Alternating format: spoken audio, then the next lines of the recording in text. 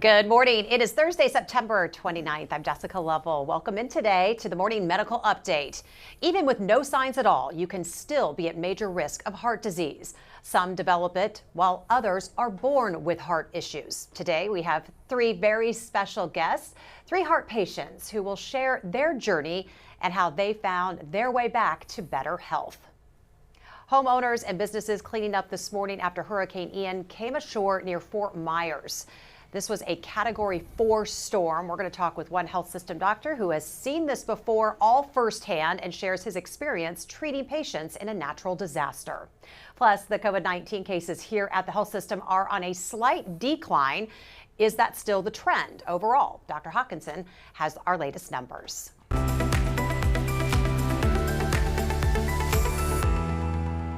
Thank you so much for being here with us on YouTube, Facebook, and on Twitter. We are live inside the Dolph C. Simons Jr. Family Broadcast Studio. 30 million Americans live with heart disease. It is the leading cause of death for both men and women in the U.S. But new treatments are leading the way to better quality of life for heart patients. Today on World Heart Day, we have a great panel of guests and people who are experts right here, Mark Wiley, and also our patients who will share their stories. Dr. Mark Wiley is the chair of cardiovascular medicine here, and we are also joined by two heart transplant patients, Carol Barnett and Brian Beggs, and also Kaylee Patterson. She received a heart valve here at the health system, and it was a first of its kind procedure performed here. So good morning to all of you, and we are really looking forward to you sharing your stories with us today. Get your questions sent in to us via the links there on your screen. You can also post your questions in the chat below. First, a look in Orlando, Florida this morning, where rain and wind is leading to a lot of flooding across that city from what was once Hurricane Ian, now downgraded to Tropical Storm Ian. Joining us now to talk more about that is Dr. Andrea Vidic. He is a heart failure and transplant doctor here at the health system. Dr. Vidic, how are you today? I'm doing very well. Good. Well, you experienced Hurricanes Irma and Maria back to back during your time in Central Florida. You were working in a hospital with your heart patients at the time. This has got to be an incredibly stressful time for any patient, especially a heart patient. Tell us exactly what those folks are going through when something like this happens in their area. Well, when I joined practice Orlando Health in 2017, we were having large number of transplant LVAD patients, and LVAD is a mechanical assist device where it needs to run on battery power. And during that time, it was extremely stressful for our patients because, number one, they had to barricade themselves. Number two, they had to worry about their family members. And number three, they were like, how do I make sure that I don't lose power? Our coordinators and staff were working diligently to make sure those patients, if able, move away from national disaster. And we would encourage them to move up to Georgia or even further up to avoid these hassles. But as you know, during these during the natural disasters, most of the time, people in a lower socioeconomic class are impacted. And sometimes it would be that they're running out of medicine and they don't get adequate care. And shortly after we stop watching things on news, we see a large number of patients that are coming to our health system that did not receive care for those 2-3 weeks because they had to barricade their windows, protect their family. And as a transplant cardiologist, we actually saw the largest number of patients coming in shortly afterwards. Irma was very stressful because that was my first time in Florida, and everyone's talking about hurricane. I was like, I don't know what to do. And it was stressful how to take care of my family at the same time, being on call and being in the hospital because you had to work whole day, and it was not that you can go home. It was basically curfew. So it was a difficult time, but I think with great setup and help of our transplant and LVAD coordinators, we were able to avoid any major disasters during those stressful times. Maria had different impact because if you remember, it hit Puerto Rico, and we had a large number of heart patients actually influx into Central Florida during that time, and we had to provide care on patients that we have never met before, and we had actually transplanted multiple patients during that time that we knew were going to go back to Puerto Rico, and it was a very difficult time for families and patients at the same time. Dr. Vidic, you tell your patients now today about this story. Tell us a little bit about what you share with them when they're going through, a difficult time with their heart health, and you explain to them what you've seen down in Florida. So, it dawned on me, I usually tell my patients, they're like, why I'm so sick? Why am I so short of breath? And why is my heart not working? I said, well, it's like hurricane is, you're sick. Hurricane is coming your way. Your pump is not working. Your basement is going to get filled with water just like your lungs are. Let's do our, let's process it that way, because if you are taking excessive amount of fluid and your pump is not working, you will basically get a new pump or a new heart. And second, if you are when you are so sick, when we have patients where it's called in cardiogenic shock, usually we support them for a period of time, but it's like hurricane. First 2 days everyone does well, and then we have to do with a cleanup with medical care and hurricane, because first few days are usually easiest because we can do enough to support, and subsequently there's a lot of work to be done. And Ms. Carol and Brian can tell us how difficult it is. It's not just taking care of for a couple of days, but it's down the line, and dealing with family, dealing with basically not having water, not having supplies to even get day by day. And similar with heart transplant patients, we forget them after they transplant, everything is fine, and there's continued to be cleanup and continues to be issues that pop up throughout their care that no one talks about it up front, or no one expects to have it up front.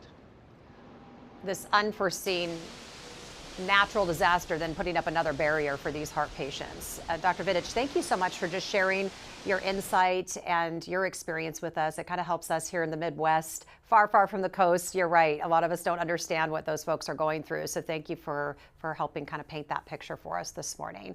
And we do want to let everyone know that we did check with our supply chain leaders here at the health system and learned that we are not facing any shortages at this time due to Hurricane Ian. So Dr. Vidic, thank you so much again for joining us today. Thank you so much. You guys have a great day.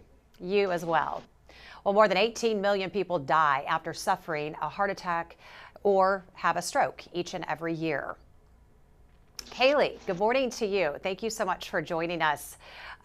You underwent a one-of-a-kind new type of procedure here at the health system. Tell us a little bit about that experience just from your perspective.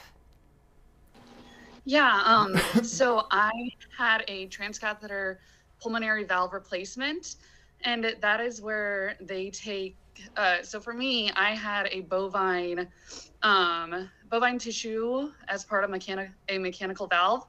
And what they do is they take a needle through my thigh, up into a vein through my leg, up into the heart, and they replace the pulmonary valve that way.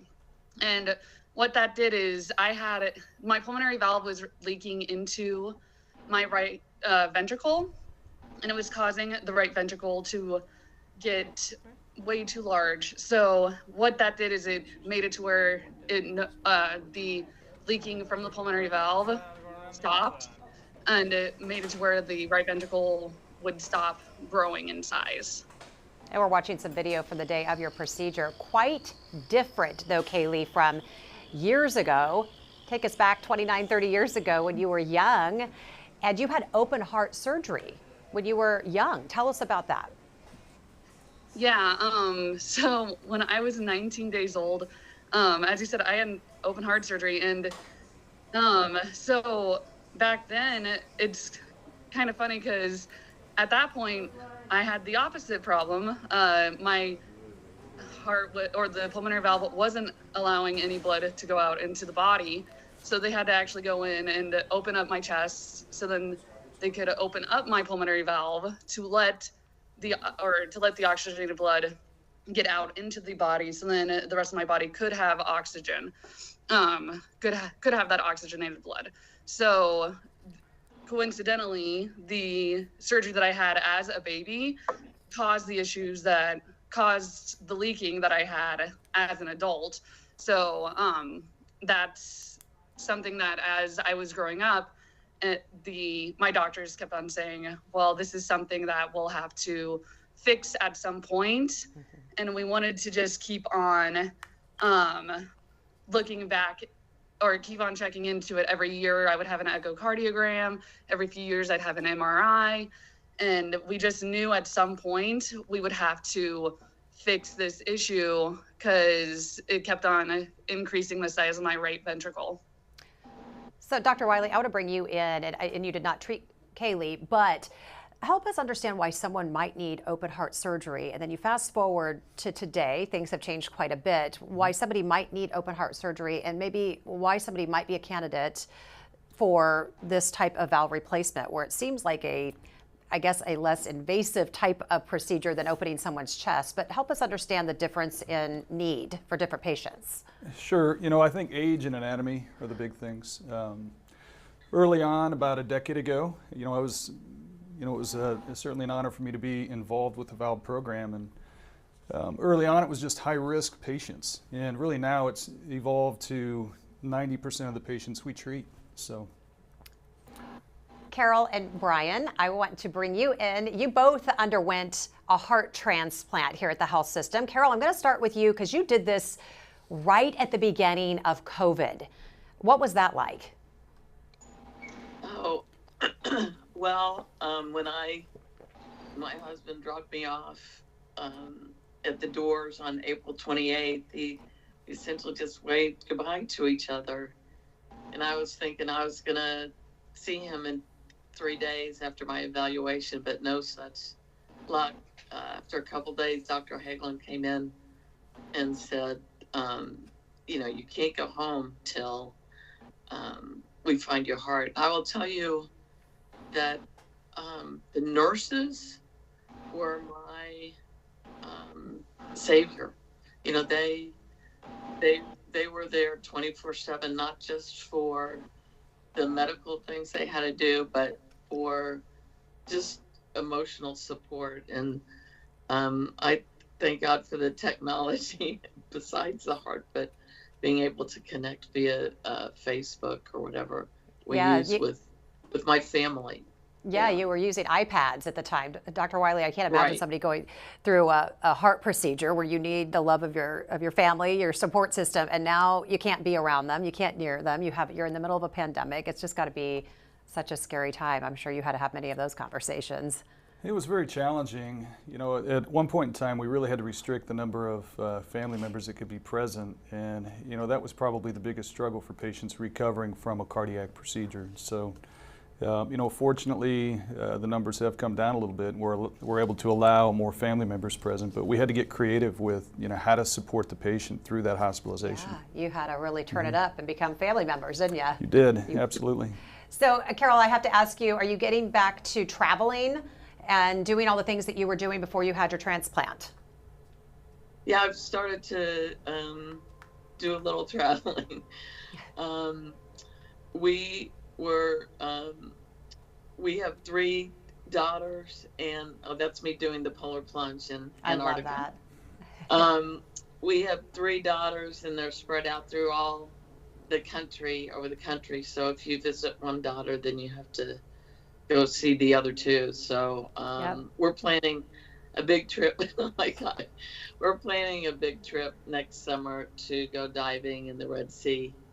And talk about getting back to normal. I did my 132 push-ups this morning.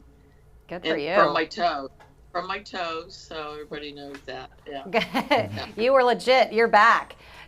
I am back. Carol, real quick, tell everyone why you needed that heart transplant. So in 1990, 6 weeks before Tom and I got married, I was diagnosed with, I might not get the words in right order here, right arrhythmia ventricular dysplasia. And Dr. Berenbaum, my cardiologist, who followed me for 30 years, had told us that because my condition was on my right ventricle, there was no mechanical device that could help me, and I was just on medicine for 30 years. And he had told us about 5 or 6 years ago that eventually I was going to need a transplant.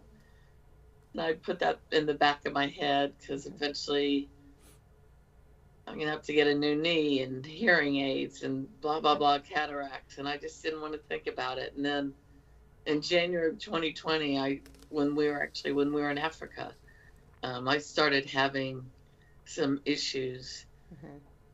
And that led to my going in April. So I just didn't realize, quite frankly, how sick I was. My right ventricle had mm-hmm. grown over twice the size of my left. Dr. Wiley, is that common where people don't realize how sick they are? And can it go undetected? Yeah, I do think it's a pretty common phenomenon. You know, people compensate over time. So mm-hmm. the more chronic your cardiac issue is, sometimes you're able to compensate over time and you really don't realize how sick you are until you reach that tipping point. So yeah, it's not an uncommon thing. What are the top 3 heart conditions that are most common in the U.S.? You know, I would say the most common is coronary artery disease. So that classic blockage in the heart, patient having chest pain, needing a stent or bypass. That has a cascade, so if that goes unrecognized and untreated, that can lead to heart failure.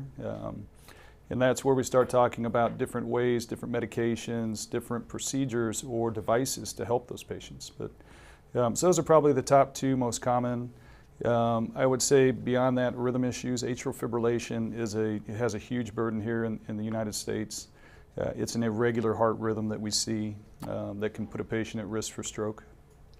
Brian, you're up next, my friend. So good to see you. You walked out of the health system with a new heart and a new bride. So we're going to talk about that in just a moment.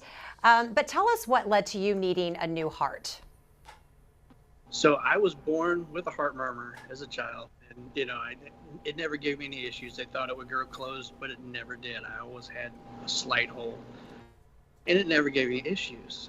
Starting in 2016, I started to retain fluid pretty significantly and went and got checked out. Went and saw a cardiologist who had put in a pacemaker years before, and we talked about a second lead. And when he went to do the second lead, he came in and told me that we weren't doing that because my heart was so significantly enlarged that it wasn't going to benefit me. So he told me I had to have a transplant, and I didn't react well to that. Wasn't very kind to him when he told me that. But my wife convinced me that I needed to go to KU and talk to the doctors. And within 15 minutes of meeting Dr. Sauer, I was convinced that, yeah, I could do this. And, you know, let's get started kind of thing. So.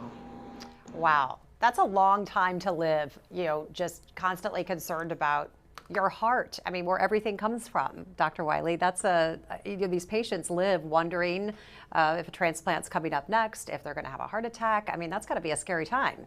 Yeah, I think a lot of patients, it's really hard to kind of take that step and mm-hmm. decide when they need something done, you know. Right. So a lot of heart transplant patients, you have medications for several years until you kind of reach that tipping point and that realization that something more needs to be done. So it is tough. That's tough decision making. And you think of I know there's a lot of big mm-hmm. Procedures that happen, but nothing seems as big as like a heart transplant. I agree. And you know, these are amazing people that work with the team, and mm-hmm. it's really amazing to see, you know, the outcome. Just the lives that have been changed. Brian, though, good news is I asked you how you're doing today, and you said, well, the nurse, when I come to see her, she says I'm kind of boring. I'm a boring patient. So in this case, that's a good thing, right? Because you're kind of low maintenance now. I absolutely am. My labs are always consistent. I never really have to deal with a whole lot of changes to my meds anymore. So yeah, I'm the boring one and happy to be so. That's right. That's right. We're going to take a quick break. I want to hear about the wedding, and I want to hear about the support group that you are a part of, because that has been a big thing for you. So, but let's check in with Dr. Dana Hawkinson. Medical Director of Infection Prevention and Control, joining us with our COVID count and some COVID headlines this morning. Good morning to you. Yeah, hi. Hi. Yeah, in the hospital, you kind of, as you alluded to, our cases, active cases continue to be, under 30, which they had been really in that low 30 number for quite some time. But right now, 26 active infections in the hospital, 5 in the ICU, 5 still on the ventilator, and 22 in that recovery period. Overall, just 2 days, but hopefully this trend will continue because we know, again, in the United States, cases and hospitalizations have been really trending down for the past several weeks. So. Dr. Hawkinson, German researchers found even a mild case of COVID-19 can lead to heart problems. The virus can cause inflammation in it found inflammation in 73% of the MRI scans that were done. Yeah. I want to ask you about that, but if you don't mind, I'm going to ask Dr. Wiley first, and then I'll bounce back to you. What are you hearing about that? Does that seem like a study that has some substantial evidence there? Yeah, no, I think that's accurate. Early on with COVID, that was one of our main concerns was how do we deal with the systemic infection of COVID? And so it impacts multiple organ systems, and the heart's one of them. So we really put a lot of thought early on as to how this was going to impact student athletes and patients long term. We've been watching to determine whether or not any further intervention needs to be done or if there's an uptick in heart rhythm problems because of that. And so far, we haven't really seen any major changes or major upticks from that. Dr. Hawkinson, what can you add to that? Yeah, I think that's right. I think there was a lot of initial concern, especially as we were talking about student athletes, looking at their heart. And I think there was a lot of data coming out of the Big Ten looking at that, and they are doing this by looking at MRI. So this is a radiologic procedure to look at different parts of your body. They were specifically looking at the heart for these. And some of these are subclinical, meaning people may or may not have symptoms, but they can see evidence of that inflammation on those MRI studies, just as Dr. Wiley said. So, yeah. All right, Dr. Hawkinson, thank you so much. Do we have any reporter questions on the line today? All right, we are going to get to, one community question. Jen wants to know, Carol, since, she was asking you about visitor. What was the toughest part about not being able to see your husband during that time? You had mentioned that this was tough, but you were happy to have iPads. I'll tell you, just the power of touch. Just to hold his hand. He's my best friend, and that was difficult, but it was also very positive and extremely encouraging to me when we talked every day, and obviously sometimes more than once a day. So that was difficult, but as I said earlier, I don't know how I would have made it through all this without the nurses. They were just, right. Whether it was 2 in the morning or 2 in the afternoon, they were there to talk about my life or sometimes their life. These nurses feel like they're 12 years old, so I could hear about their hopes and dreams and about their lives. So that was wonderful to have. And Carol, they were going through so much during that time too, a time of COVID. Absolutely. So they probably needed you just as much as you needed them in some cases. Right. Dr. Wiley, Joellen wants to know, what is an interventional cardiologist? Is that a new specialty?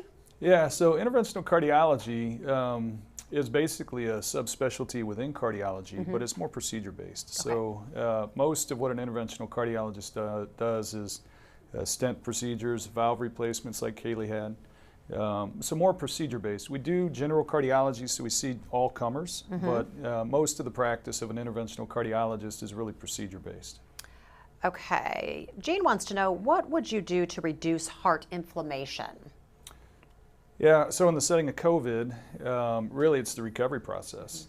So it just takes time. There are longitudinal studies that are going to be done looking at patients who have COVID. I saw a feed from a newswire about increased rhythm issues. That may be COVID related. Inflammation in general, if it's a chronic inflammatory situation, that's where we have to get our cardiology team involved and figure out what the best approach is, because there are different causes for it. Juan wants to know, can stem cell therapy be used for cardiovascular disease? Has this been studied at all? What do we know? Yeah, I'd say over the last 10 years I've been involved intermittently with some of the stem cell projects here at KU. We've tried to look at different ways that we use regenerative medicine to heal a scar. Really, there's not anything that has been successful with stem cells in the cardiac space yet. It's still evolving. It's really a tough space to get from bench to patient. Mm-hmm. Okay, let's take a break. Keep sending in your questions for us today, Brian. Okay, I had said you walked out of here with two really important things, probably your two favorite things in the world. First, your wife. You walked out of here with your wife, getting married in our chapel, and your new heart. Tell us about that, because we're going to take a little walk down memory lane, and this was right before COVID. This is one of the first stories I did when I came here to the health system. Yes, so 7 days post-transplant, I proposed. I would not be here without her and without KU, so it just seemed appropriate to get married in the chapel there. She pushed me to get ready for transplant, got me through transplant. Carol, I don't know how you did it without help. Just amazing. She's been there all the way, and I told her when I proposed, I said, you had part of the old heart, and I want you to have all of the new one and share it with me. Oh, Brian, that's good. That's really good. I like that. You got engaged here. I remember you'd shared that as well. So you guys got engaged up in your room, I think, and then 7 days later, Chaplain Kathy Riegelman married you. A year to the day after my transplant. That was so fantastic. Another way you found support too was through, are you part of the transplant support group here? Is that correct? Yeah. How helpful has that been? You guys, you all come together and talk about your new organs? Is that how that works and how you're doing? It's a Facebook group. We reach out. We're there to support each other, answer questions for the newer folks. If anything new comes up with those of us who are a little ways out, we reach out. I mean, it's just a great way to, these are my brothers and sisters in transplant, so we're here for each other. Try to support each other, try to reach out even to the folks who are waiting for transplant. I visited one of the other transplants before he got his heart and talked to him, and just kind of tried to put his mind at ease that you can get through this, so they've been a great help. Well, you become a part of just an important club, one you didn't think you'd be a part of, but you are now, and it's probably one of the most important places you stand each day. So thank you for the support you're getting and giving. I want to get to a couple more questions. Brian, I know you've got a scooch here in just a moment. A question from Eric for Kaylee is, how are you taking care of your heart now? What are some of the biggest changes you've had to make or have been making or have made throughout your entire life? So like the biggest thing I've done since the surgery is really just focus on what I've been putting into my body, which sounds like such an adult answer. I've really focused on my sodium intake. That's been like the biggest thing. Is I've been really looking at the back of the nutrition box or of each box, or just looking at the nutrition label and just been like, how much sodium is the daily value? And I've been also doing 30 minutes of uninterrupted cardio a day. And for me, that's 30 minutes of walking. Which is what my cardiologist said to do. Dr. Zorn says you don't have to necessarily run. You can go as slow as you want. It just has to be 30 minutes nonstop. And that is what is needed for a healthy heart. It doesn't have to be going 30 minutes as hard as you can. It's just about going at your own pace.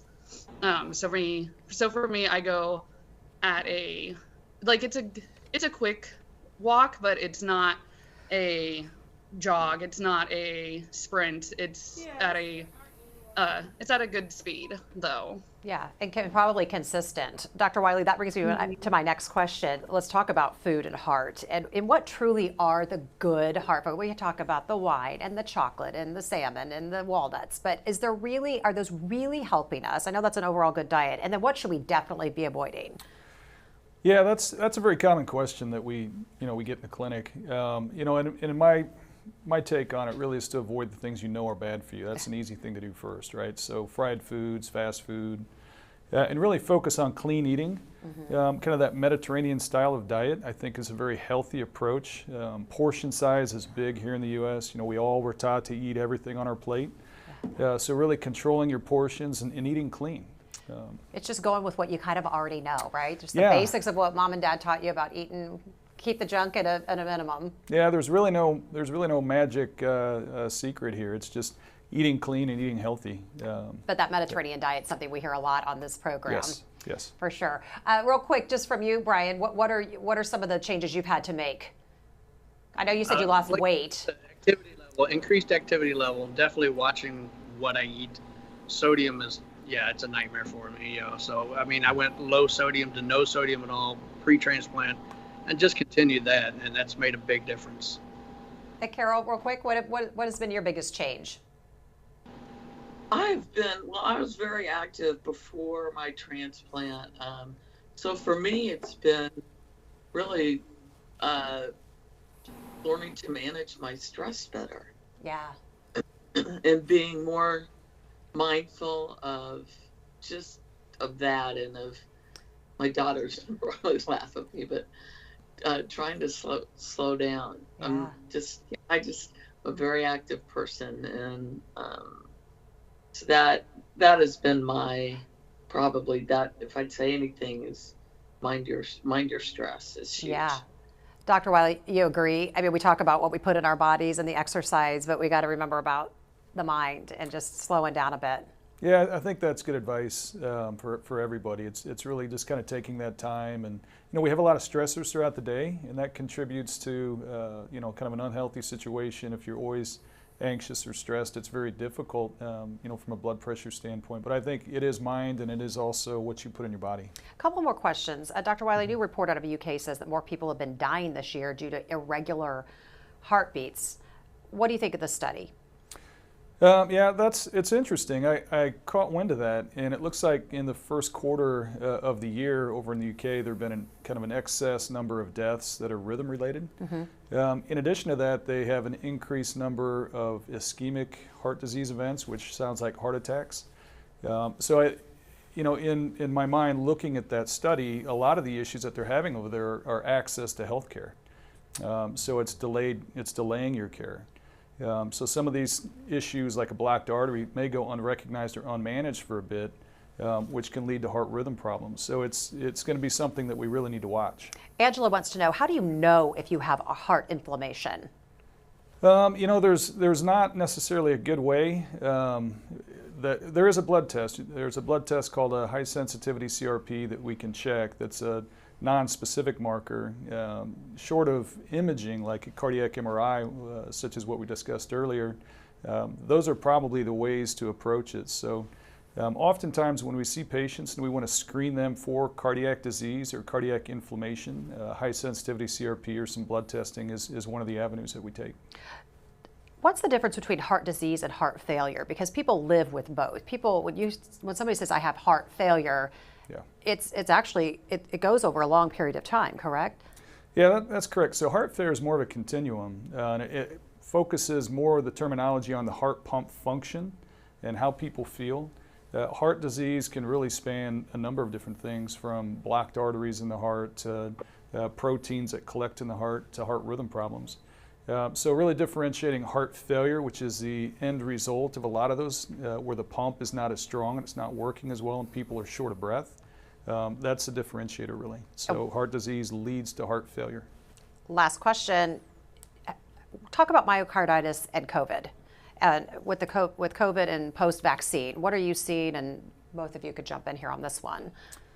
I would say myocarditis, that's the concern that we were having in student athletes, so the inflammation that we see. And it's difficult to know if that is related to the vaccine, the body's response to the vaccine, or the body's response to the infection.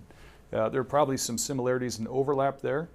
I've had a lot of conversations with patients about, does the vaccine cause heart inflammation and myocarditis?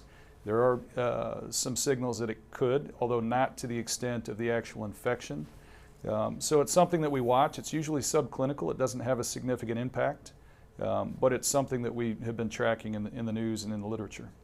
Let's get to our final thoughts today, Brian. We'll start with you. All right. I'm just glad to be a part of this, and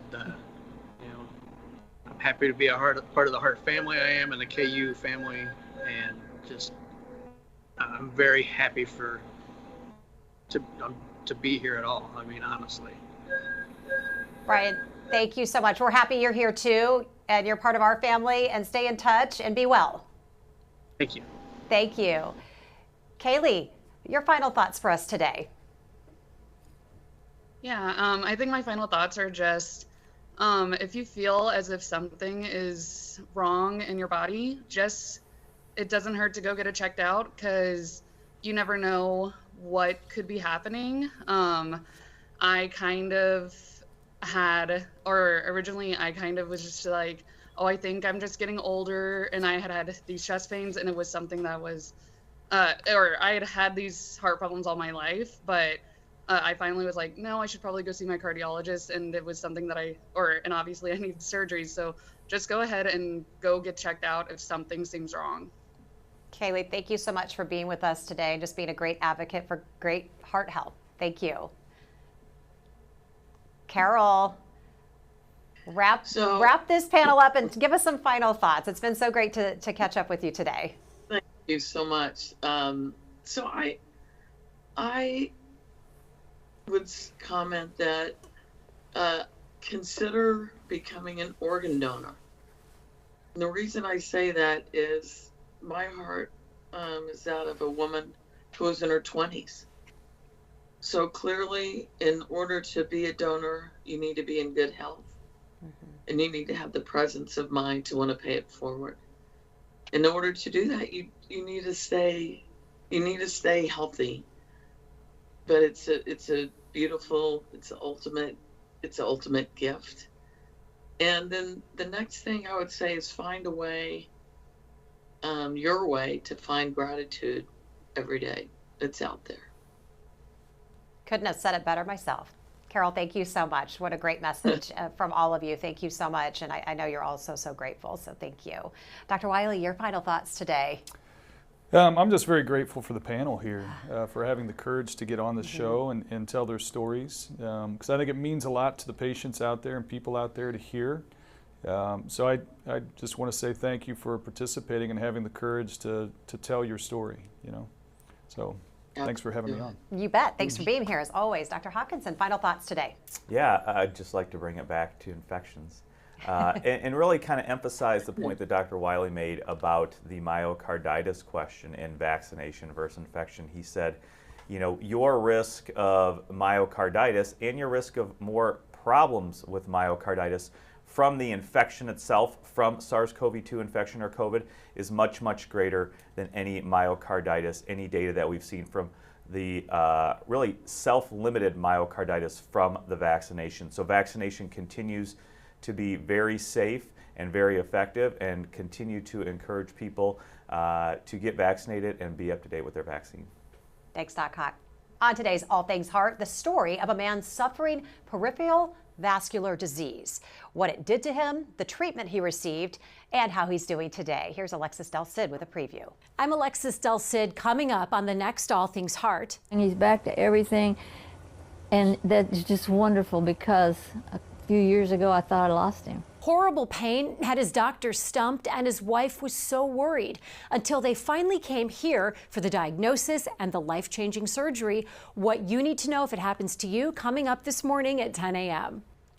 And thank you so much for being with us today. Don't forget you can catch our program by logging on to Facebook, YouTube, and Twitter anytime. Go out, make it a great Thursday, and we'll see you back here tomorrow at 8 a.m. Coming up tomorrow on the Morning Medical Update, Latinos are severely underrepresented when it comes to blood and bone marrow donors, but they still suffer blood cancers. I'm Jessica Lovell. One well-known survivor hopes her story will encourage more Latinos to sign up to save lives in a big donor drive planned for the community. Details Friday at 8 on these social media channels. Subscribe to our Morning Medical Update and Open Mics with Dr. Stites podcast. Now, everywhere podcasts are available.